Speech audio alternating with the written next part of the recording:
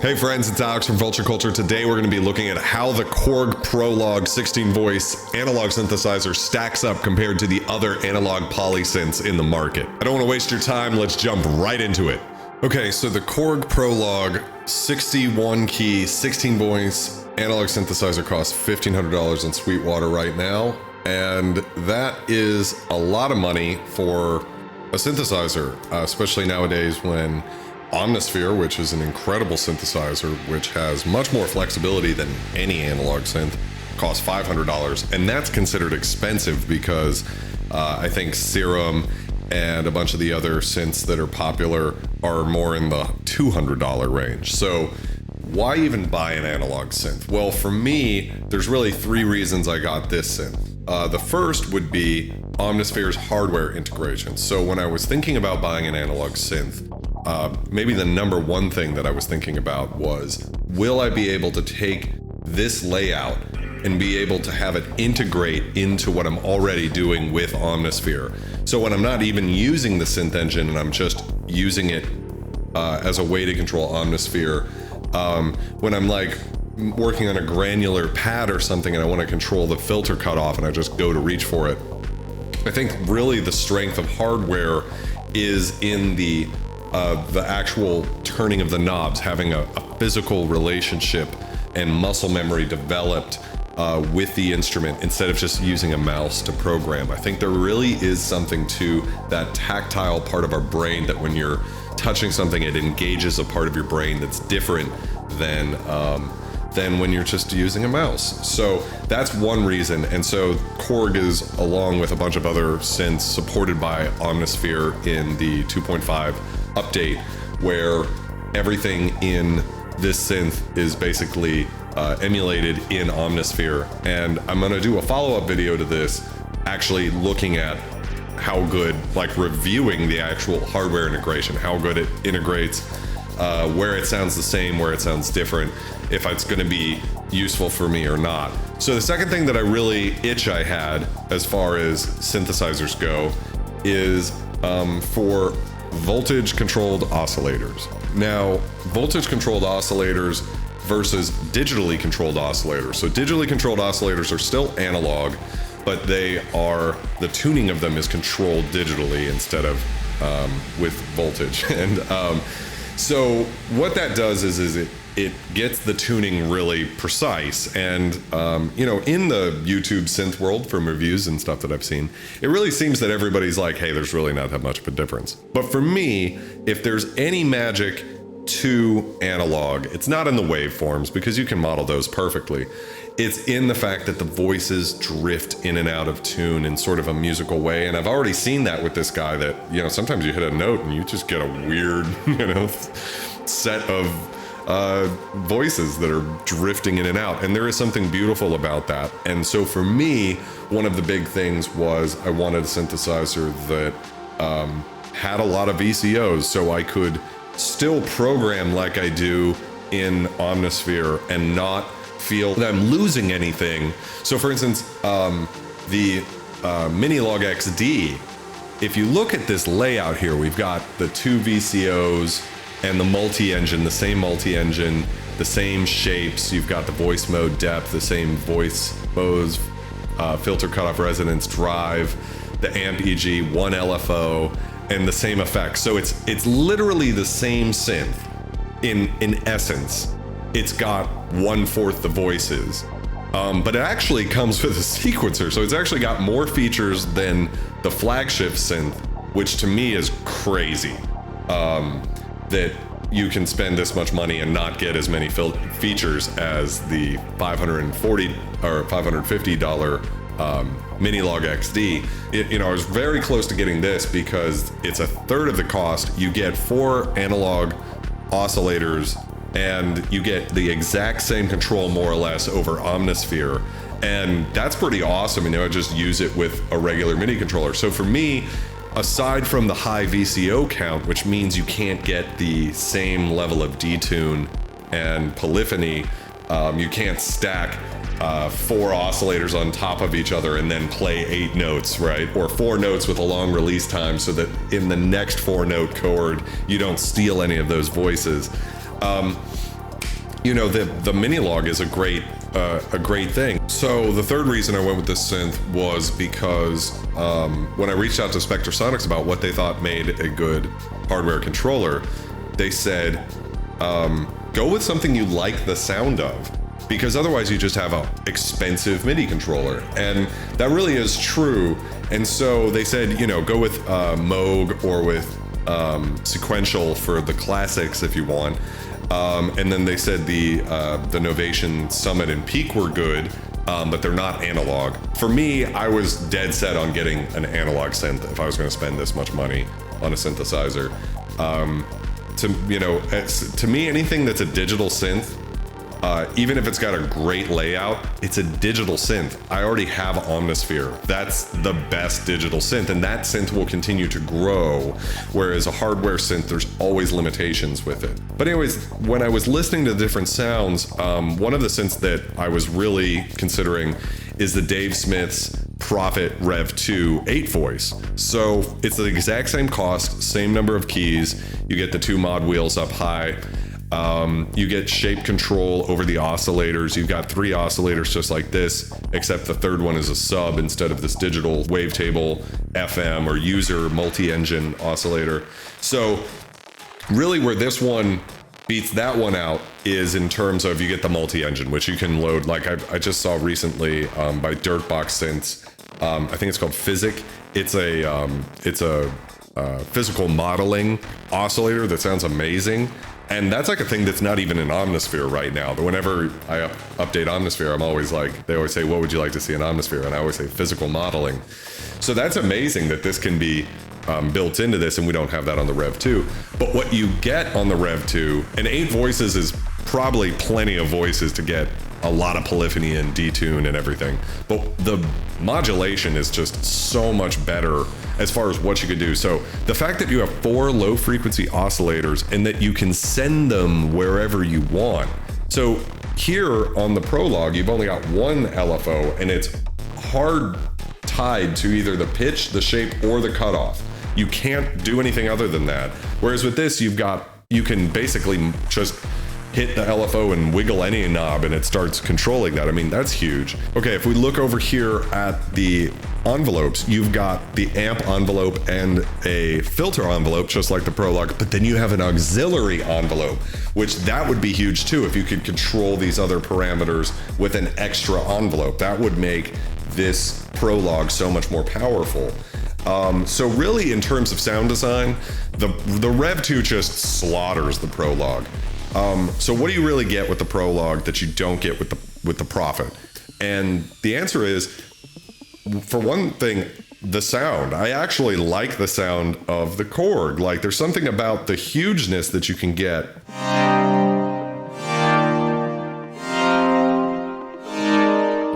There's something about that sound. It almost doesn't sound analog to me because it is so clean and modern.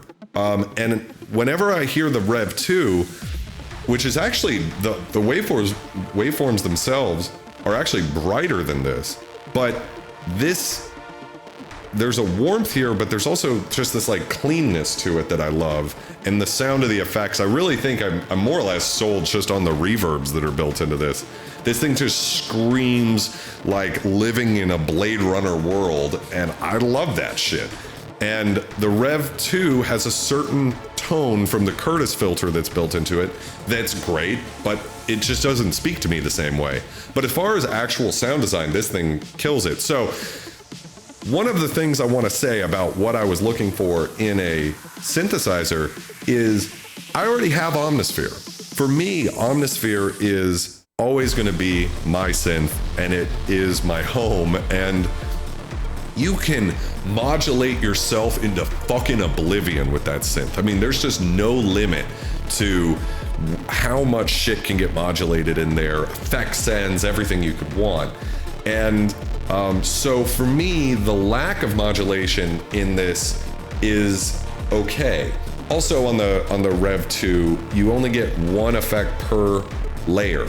So that means if you want distortion, you don't get reverb. With this, we get 3 effect lanes. So again, this sort of ends up sounding more like what I like but it's more minimal, and you end up with only one LFO and the two envelopes, and you're already using one for you really only get one envelope to play with here. So for me, the Prologue makes sense because if I want to get super modulation-y and LFO myself to shit, well, what's awesome is I've got the hardware emulation in Omnisphere already where I can modulate everything, as many LFOs or as many, I can get much more complicated than the Rev2 in Omnisphere with the waveforms from the Prologue and kind of get a similar sound using the same exact setup here. And in fact, it's clear that Spectrasonics has the same criticism that I do of the LFO count, because in Omnisphere it actually controls the pitch, shape, and cutoff knob control 3 different LFOs. So what that means is you can set 1-to-1 shape and frequency and intensity, and so you really get 3 LFOs in the Omnisphere version of the Prologue, where you only get the 1 here. So for me, what I was really looking for were voltage controlled oscillators and a shitload of them, and a sound that I loved, and that's what I've got in the Prologue. The Rev2, those are digitally controlled oscillators. They're not voltage controlled oscillators. So it is true analog, but the tuning is going to be rock solid, for better or worse. It's not a better or worse sound. For me, if there is any magic to this analog thing, I just knew I'd always have this little itch in the back of my head, like, what if I got some VCOs? You know what I mean? Like, I really wanted to get you couldn't get more analog than this. Here it is. And so but here's what I would say is, if you only wanted to get one synth and you had $1,500, this would be the synth. The Rev2 just slaughters it when it comes to, actual modulation capacity. The Prologue to me almost feels unfinished because they didn't implement the sequencer from the Minilogue. And for those of you who don't know, in the Minilogue and the Minilogue XD, you can do regular sequencing, which is fine. I don't really do that. But you can also do motion sequencing. So what that means is any knob on the panel, you can move, and that gets written in. So you basically have infinite LFOs. So the fact that you only have one traditional LFO becomes a complete irrelevance. It's nothing. But on this synth, where you don't have that, you really feel the pain of that one LFO. It's fucked. And I wanted to just say, as like a point of comparison, here's the Dave Smith Instruments, which is the same company as Sequential, OB6, which is a 6-voice instead of 16-voice polyphonic analog synthesizer for $3,000. This is one of the most revered synthesizers on the planet. And it too only has one LFO. So I'm not saying that necessarily it's the end of the world, right? And there's other reasons why this synth is hugely popular, and that would probably the state variable filter would be the reason. But my point here being, one LFO is not the end of the world. It's not unknown. But it just seems like it would have been so easy to have that LFO in there. To me, it's kind of a shame. So let's talk about what some of the other options are. I wanted to keep the choices within the price range of, let's say you have $1,000 to $2,000 that you could spend on synthesizers. What should you get? Well, the best value would definitely be the Behringer DeepMind 12-voice analog synthesizer. So $830. Okay, they're DCOs, they're not VCOs. But for $800, and you get so much modulation capacity, you're gonna do some menu diving, right? The menu diving is real in this synth. You're going to really, be dropping in there and stuff. And you don't get shape control over the oscillators. You just get what they are. You can see that they're binary switches. But overall, this synth, I've listened to it and just watch reviews and stuff and it's just an awesome value. So if you were to buy only one synth, I would recommend the Rev2 over the Prologue, because it's just going to give you more. And honestly, I think I'd probably go with the DeepMind even over the Rev2, regardless of price, but especially considering the price. If you don't mind the fact, I mean, I think with Sequential, you do pay for the Sequential name. I think the DeepMind12 is just an insanely cool synth on its own. And then the value is just insane for an analog synthesizer. It's the cheapest in this category. And the thing is, the reviews are stellar for this thing. Didn't mean to hit the microphone there, sorry. So what else could you buy for that price range? Well, there's the Roland System-8. The Roland System-8, here's the thing about this bitch. It's digital, you know, and it's very digital. The LEDs are very divisive. I think I might even be on the team that likes the neon green sort of, we're stuck in the 90s Matrix, you know, hacker vibe to it, whatever. But if you think about having it on stage, you got to realize that if it's divisive, 50% of the crowd's going to be like, that's lame, right? But here's the thing. From a programming perspective, as far as like what you get, the System-8 seems to give you so much because you've got FM, you got wavetables, you got so much in there.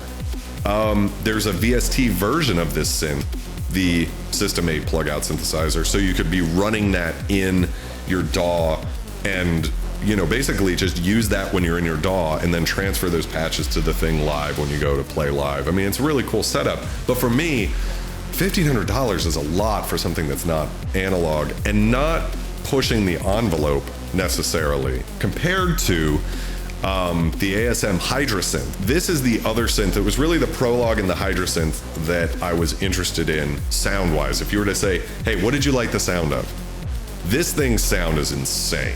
It's so fucking clean on the interpolation of these wavetables, and the way that you can control it is just sick. 48 keys instead of 61. That's another thing for me. I really wanted a 61 key synthesizer. Why? I don't know. The 88s always feel too big for me, and the 49s feel too small. I like the 61 key. That's not a thing for a lot of people. A lot of people like 49, so if that's you, that kind of puts you in a different category. But this synth is awesome. It also comes in a desktop, and the desktop is actually $800. So that's like, to me, this is like kind of like, I'm like, oh shit, I'm gonna have to fucking buy one of these one day. But the big problem with the Hydrasynth, it's not supported by Omnisphere currently. They did tell me that they're going to be supporting new synthesizers. So what else is there? I already mentioned the Minilogue as being just an incredible. So as far as if you wanted to spend as little money as possible, but get an analog synth, here you get the VCOs, right? That you don't get in the DeepMind or the Prophet Rev2. Here you're getting true voltage controlled analog oscillators. You only get 4 of them, but you get all of the functions and more than you get on the Prologue. So to me, this guy is just a huge value proposition. For me, the 8-voice version of the Prologue kind of doesn't really do it for me because you just get not enough more than the Minilogue XD.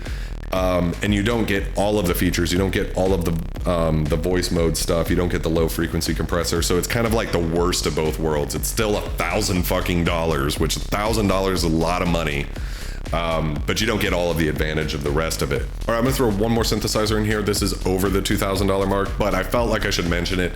The Novation Summit is a beast. Like, as far as talking about a synthesizer, it's 2 Novation peaks stacked on top of each other for a 61 key, 16 voice synthesizer. Okay, and you could sell this motherfucker to me on the fact that Noisia did the fucking wavetables for it. I mean, Noisia is like one of my heroes, and that guy is a god when it comes to sound design. So the fact that he's the dude doing the wavetable, I mean, that's like, holy fuck. And as far as controlling Omnisphere or just modulation, sound design, this thing is just everything you could ever want. Couple of points here.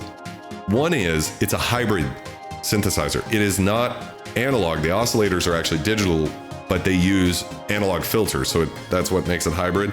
For me, I hate to say it, but I really think hardware, maybe I'll change my mind after I've had this for a while, but hardware just can't compete with software in terms of, you know, So much of EDM now isn't about having 4 synth patches that repeat over the course of a song like it did in the 90s. La la la la goes around the world. That's not the fucking way this works anymore. Now, these EDM and bass music tracks have like 300 fucking layers, so you need to be able to create a lot.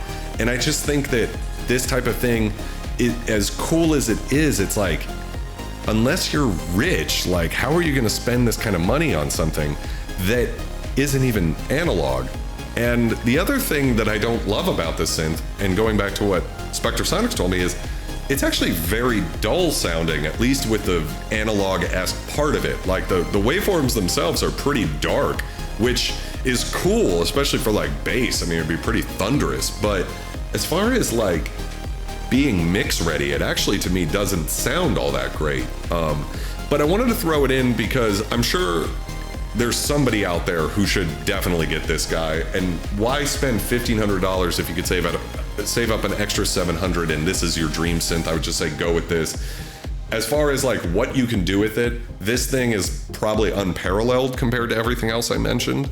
But that's what I have Omnisphere for. So why, when all of these other things are kind of better, why did I really go with this? Well, this gives me everything Omnisphere doesn't. That's what I was looking to do, was to fill the sort of the gap between Omnisphere and the analog world. It gives you the hardware interface that will translate directly into Omnisphere with hardware integration. And it gives me the most VCOs bang for your buck that's out there right now. There is no sequential synth, which would be like the synth, right, that everybody loves. There isn't one with a grand total of 32 VCOs running at the time. The only synth that I'm aware of that has more VCOs than the Korg Prologue-16 voice is the Moog 16 voice. And that's $8,500 fucking dollars, right? So yeah, this could actually be the dream synth. Okay, if money's not a thing, this is the synth, right? But you know what's crazy is like I've been hearing people leave like negative reviews about like the key bed's not right and the fucking software's all fucked up, and I'm just thinking to myself, you know, if it's perfect, if it's truly perfect and everything you could ever want from a synth, you know, maybe $8,500 isn't too much. I mean, it's more than I'll ever spend, but for somebody it's not too much, and it makes in a way more sense than funny Freudian slip, makes more sense than buying a bunch of, you know, if you have to spend $8,500, it's probably better to buy one of these than 5 other synthesizers that all kind of don't get you all the way there the way this does. With the Moog quality and everything. But the fact that it's like kind of fucked up, that's like crazy to me that people are spending this kind of money. But anyways, this is the only synth I could find that had more than 32 VCOs, right? So the Prologue is just crazy value there. One of the things I wanted was control of the wavetables in Omnisphere. So you don't get that with the Rev2, right? There aren't wavetables, you just got analog oscillators, which is great, nothing wrong with that. You get wavetable control in the Pro 3 by Sequential, but that's a mono synth. I have a feeling it'll be supported by Omnisphere soon, and that would be pretty cool because then in Omnisphere it would have polyphony. So then you'd really kind of have the best of both worlds. Same structure, 2 VCOs and 1 digital oscillator, but you get stuff like the filter from the OB6, so you could do the state variable thing where you morph between low pass, notch, and a high pass. That's badass shit, you know. And that's actually, I think, $1,400, so it's actually a little bit cheaper than a Rev2. So if that gets supported by Omnisphere, that's a serious proposition. I guess what I'm trying to say here is that the Korg Prologue has a sound that I really love. It just sounds like Blade Runner to me. I don't know why. I think it's the reverbs. And the fact that it doesn't have a high pass filter, the fact that it's only got the 1 LFO, a lot of the things that are negatives about it in isolation go away when you think about it in Omnisphere, because that's all in there. And even beyond that, we didn't even scratch the surface of the fact that there's user effects and user oscillators. So There's all sorts of shit like super saws, some stuff I've seen, FM stuff, all the filters you could ever want that are like fucking like $10, and then all of a sudden you've got the high pass filter, you've got this, you've got more control over it. So it's frustrating that they don't have those features, but for me, the hardware integration in Omnisphere sort of makes that go away, because when I want to get into, you know, modulation wonderland, I'm probably going to be doing that in Omnisphere anyways. They definitely were going for minimalism and simplicity and trying to be like, hey, we're going to go for like classic analog sounds, mostly use a low pass filter. So we're not even going to put a fucking high pass filter, just a low cut, you know, thing in here. It seems silly to me that there's just a switch here instead of, you know, how much harder would have been to put a knob. But I think they really were going for a certain mentality. So on its own, this thing is not the move. So on its own, if you want an analog synthesizer and you want it to be your analog synthesizer, I can't recommend this synth. It's just not, and like some of the menu diving that you guys saw me do, so fucking frustrating for no good reason when there could have just been a fucking knob, right? I can't recommend it for that person, right? So who would I recommend it for? I think anybody who has Omnisphere, this is maybe the most badass fucking way for you to bridge that gap. It really, I think, is going to be interesting. I'm going to do a video soon on how the hardware integration works. And I think that the fact that everything that I love about Omnisphere is kind of not available here doesn't bother me. I think probably if I wasn't going to get this, the Korg Minilogue XD, so basically just the exact same synth, but instead of 16 voices, you get 4 plus a sequencer, which can do motion sequencing. I think this is a no-brainer.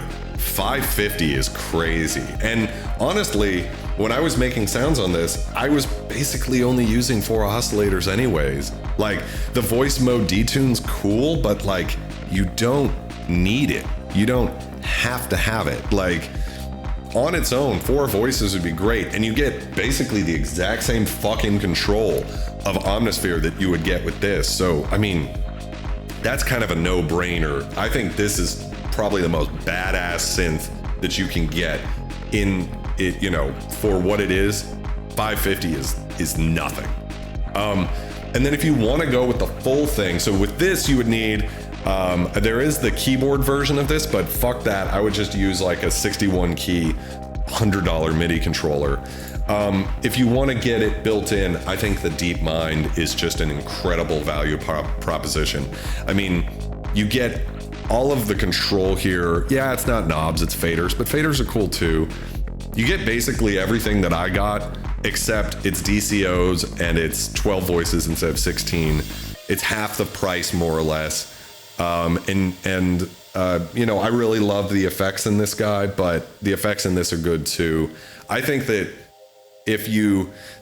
this is the step up. If you wanted to go from saying, hey, I want analog, to saying like, hey, I want one synth that's going to be my baby and I'm going to just use one synth for everything and I want it to be analog, I think this is the guy. Maybe if you care about VCOs, you go with this guy, but I think this is the guy for anybody who wants to have an analog synth. And Behringer used to kind of have a bad name when it came to gear. I don't think that's the case at all anymore. I think people now are just like, no, they're making badass shit, the Poly D, all of that stuff. If you can spend the same amount of money that I did, $1,500, and you don't care about the VCOs, and you like the sound of the Curtis filter, I think the Rev2 is like kind of the perfect price point for something like the Sequential name. Sequential is, you know, they revolutionized, they basically invented the Poly analog synth, well, I guess along with the Jupiter, but the Prophet 5 in the 70s was a big deal, and the fact that Dave Smith is still making these guys is awesome.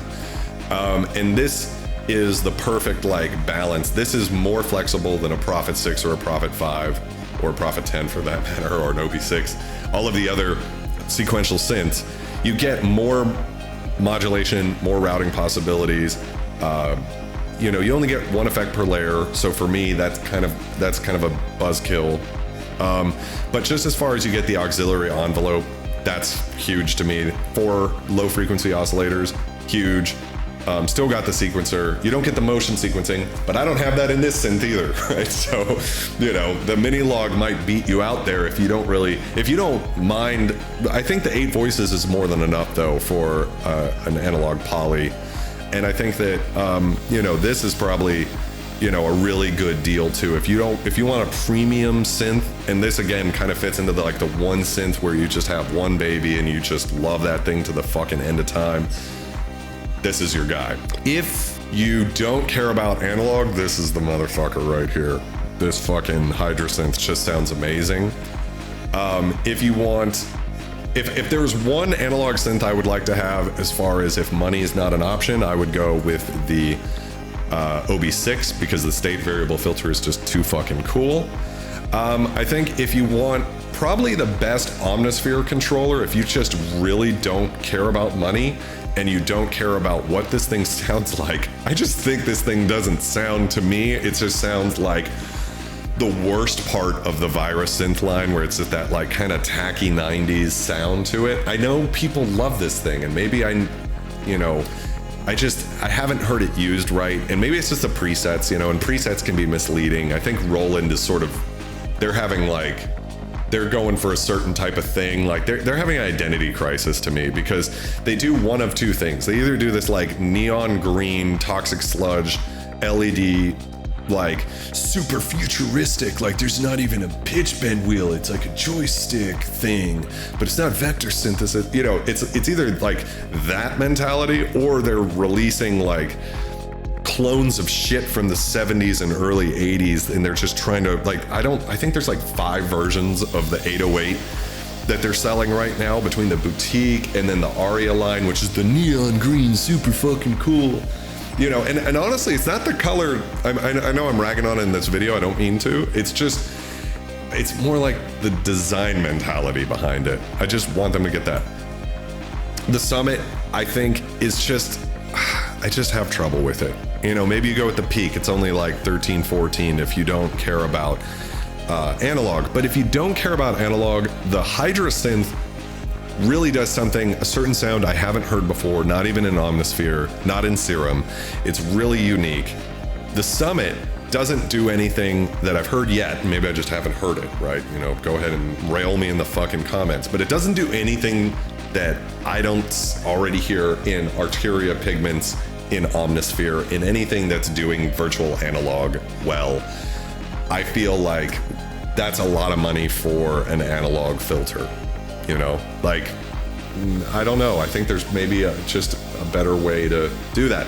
Having said that, I'm sure this is an awesome product. I mean, the actual sound design and stuff, and again, that there's some tactile component to what you're doing. And then if I had all the money in the world, I would fucking, you know, buy this guy and just stop thinking about analog synths. So there you go. Those are my thoughts on my initial, just touching the knobs for the first time, of the Korg Prologue 61 key analog synthesizer. Okay, so next week we're going to be looking at how the Korg Prologue and Omnisphere play together with Omnisphere's hardware integration. If there's any questions you'd like me to answer in future videos, please put them in the comments below. If you found the video helpful, like and subscribe to the channel. Thank you so much for watching.